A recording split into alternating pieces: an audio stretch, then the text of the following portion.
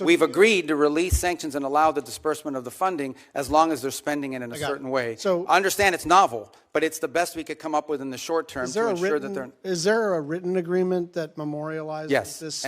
Yes, I believe there is, and there will have to be one most certainly once we transition that to U.S. accounts. Secretary, my understanding is the committee doesn't have this agreement. Well, I can... Or if we do or we don't? Yeah.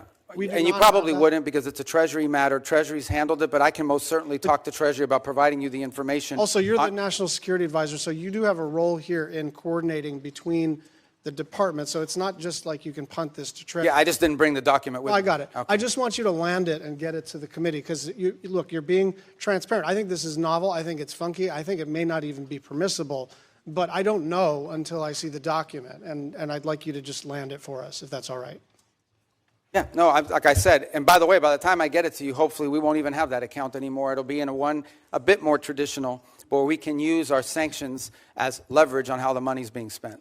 I'm just going to move on to a couple of other issues. Your comments that Havana should be concerned about the Maduro operation is fueling speculation that this administration will turn its sights to Cuba next. Will you make a public commitment today to rule out U.S. regime change in Cuba? Regime change? Yes. Oh, no, I think we would love to see the regime there change. We would like to, that doesn't mean that we're going to make it change, but we would love to see it change. There's no doubt about the fact that it would be of great benefit to the United States if Cuba was no longer governed by an autocratic regime. But you know what we mean by regime change. We don't mean, I wish someone else were in charge. When we talk about regime change, we're talking about using the power of the United States, usually kinetic power, but often other kinds of coercion. And I'm not even saying that that's always not in our interest. I'm just saying, I'm not asking you whether we would prefer a different kind of government. I'm asking whether you are trying to precipitate the fall of the current regime. Yeah, but that's statutory. The Helms-Burton Act, the U.S. embargo on Cuba is codified. It was codified in law, and it requires regime change in order for us to lift the embargo. Okay. We have not received any information on the Board of Peace. Do you commit to informing us about what the heck this is?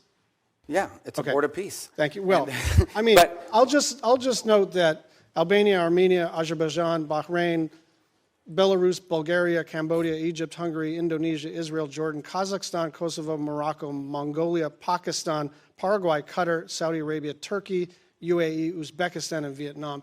There are a lot of countries with whom we normally work very closely and with whom we are aligned geopolitically and in terms of values that are not on the Board of Peace. And so I think it's reasonable for us to wonder whether something in terms of a, I don't know, competitive structure to sort of either undermine the UN or circumvent the UN. I just worry that a lot of our friends are not on that list, and some of our adversaries are. So, to 2 points. The impediment that they have is, first of all, it was chartered by the UN. I mean, the UN, it's a UN resolution that actually created the mechanism by which the board was set up. And the primary and sole focus of that board right now is to administer phase 2 and phase 3 of the plan in Gaza.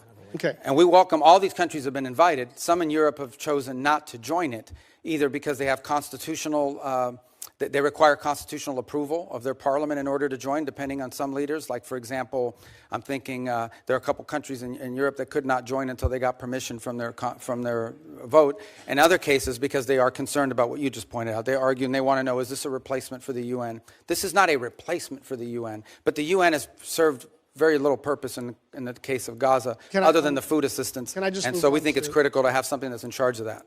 Jelajahi cara baru mendapatkan informasi. Download Metro TV Extend sekarang.